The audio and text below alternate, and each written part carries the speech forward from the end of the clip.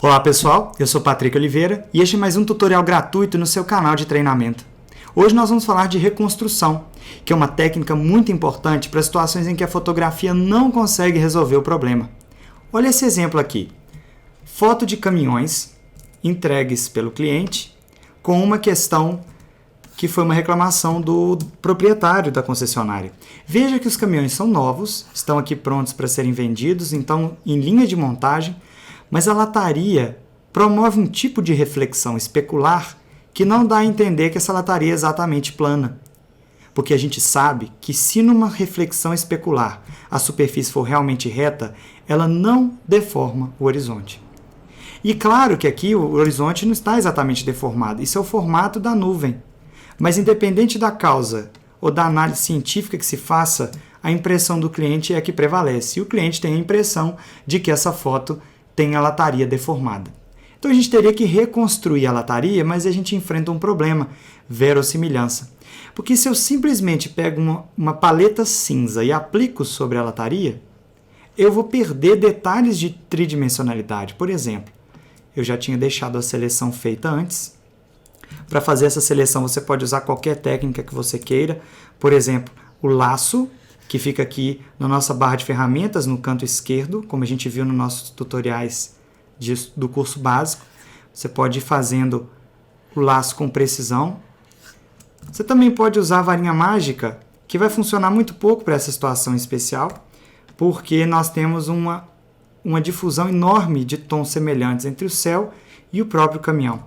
Você também pode usar o P de PET, está aqui também na nossa barra de ferramentas, onde eu faço um arame, esse caminho aqui que é o PET, e depois que ele ficar pronto, ele vem parar aqui em demarcadores do inglês PET, e esse demarcador sim pode virar uma seleção, um limitador de região, enfim, eu mesmo já fiz o demarcador, como a gente está vendo no vídeo acelerado.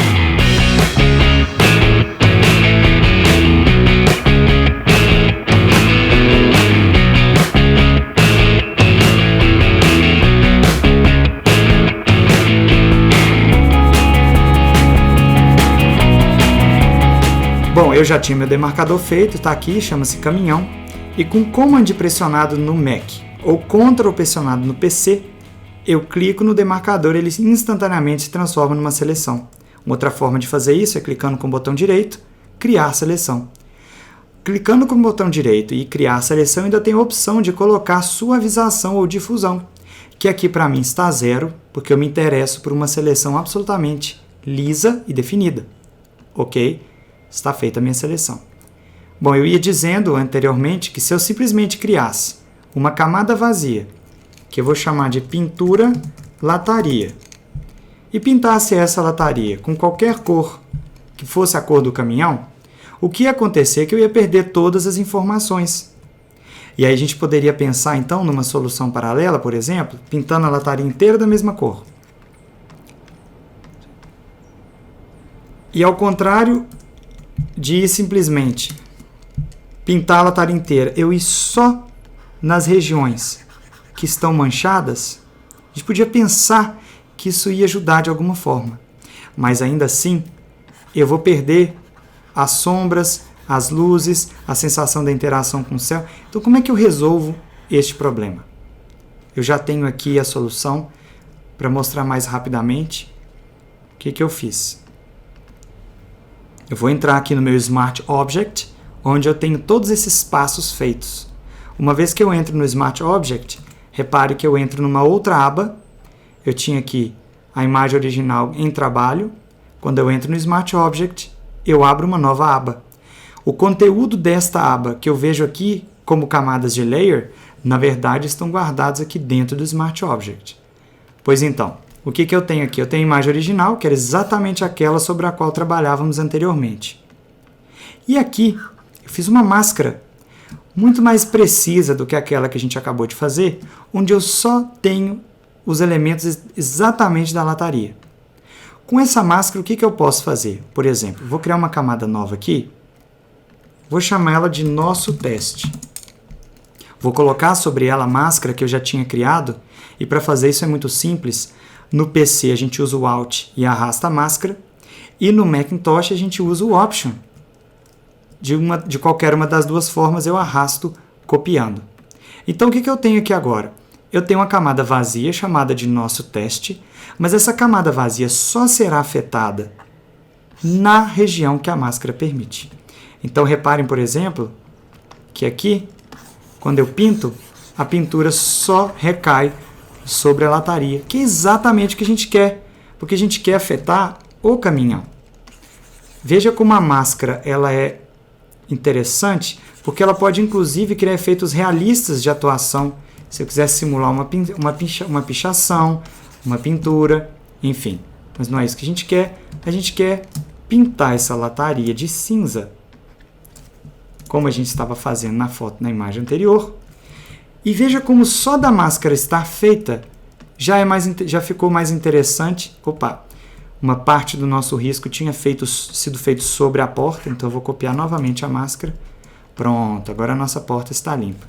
Veja que só de ter feito a máscara, sem a máscara, com a máscara, sem o cinza, com o cinza, já ficou bem melhor. Vamos ampliar para ver de perto. Sem o cinza, com o cinza. Eu já consigo acreditar que a lataria é realmente lisa, mas aqui ela está tão lisa que ela perde essa curvatura característica deste modelo. Como é que a gente então retoma essa curvatura? Como é que a gente retoma essa característica sem voltar com todas essas manchas que são provenientes daquele céu da fotografia? Bom, aí é que vem o grande trunfo da nossa técnica do tutorial de hoje. Além de ter pintado uniformemente a porta com o cinza mais próximo daquele que era da lataria, o que é muito fácil de fazer, porque basta com a tecla I de informação acessar o atalho para o conta-gotas e extrair a cor de qualquer região. Isso a gente já tinha feito. Pronto, está pintado.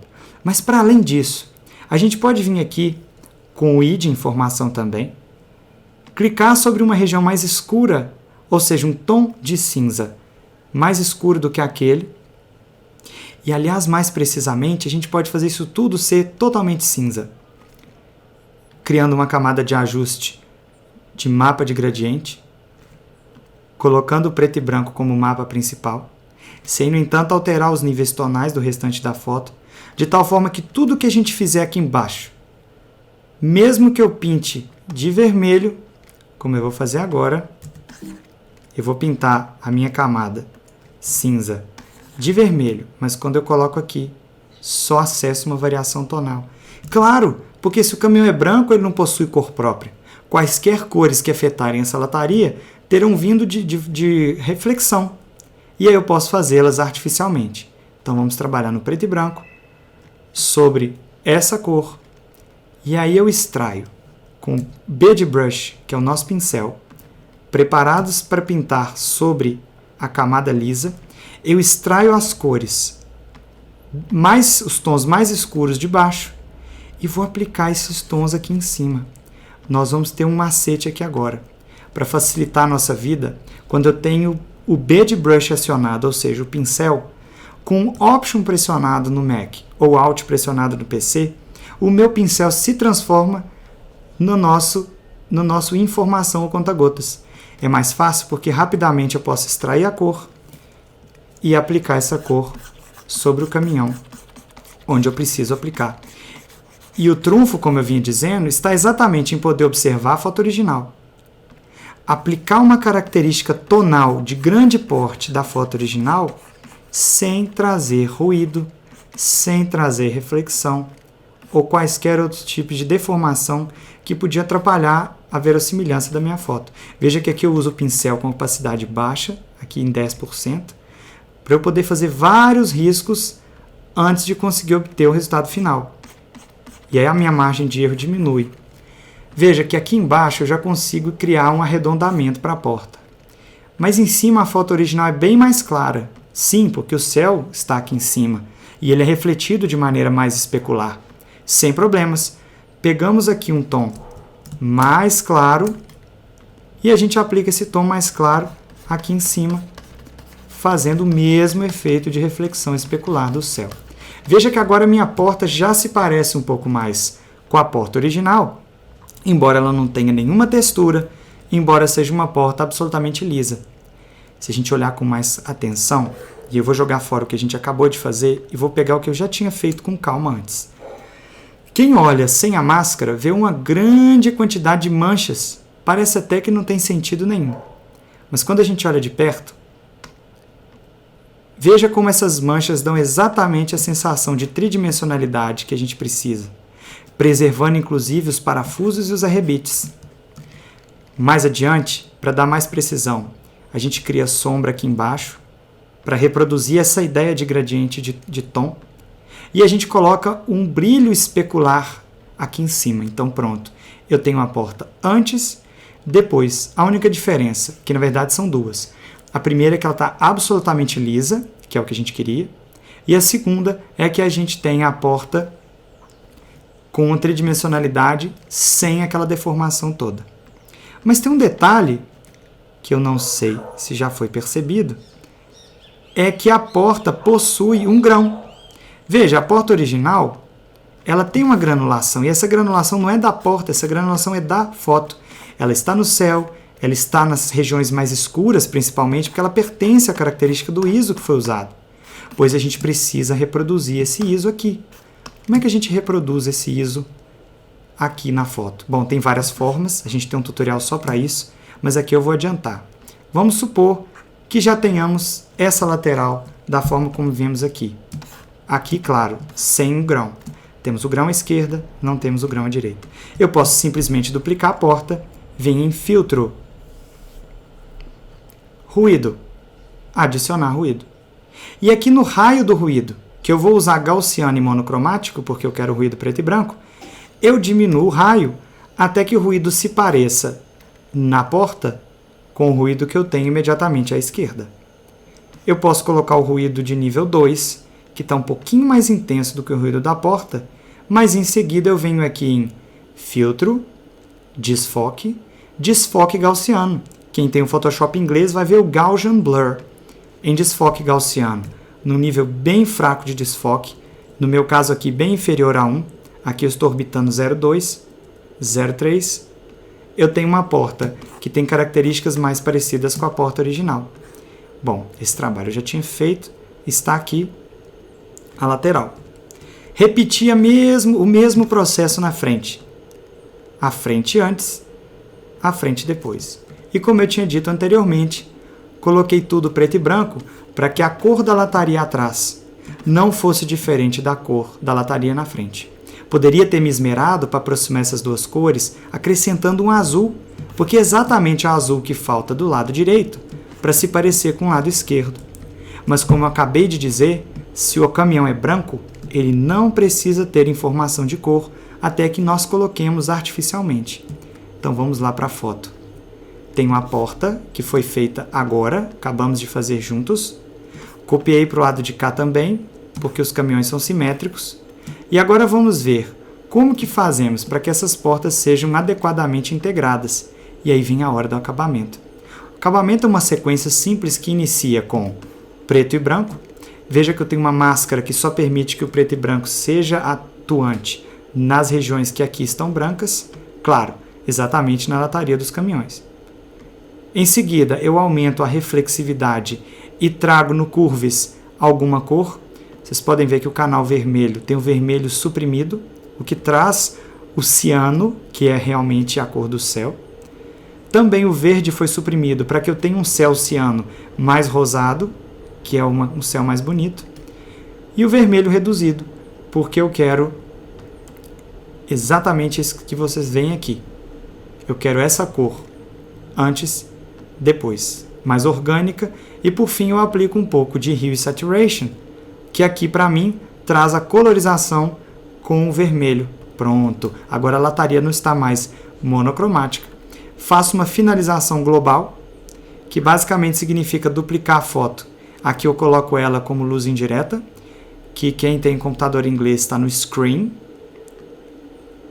Trabalho um balanço de cor e um gradiente de escurecimento do céu para eu ter os caminhões despontados.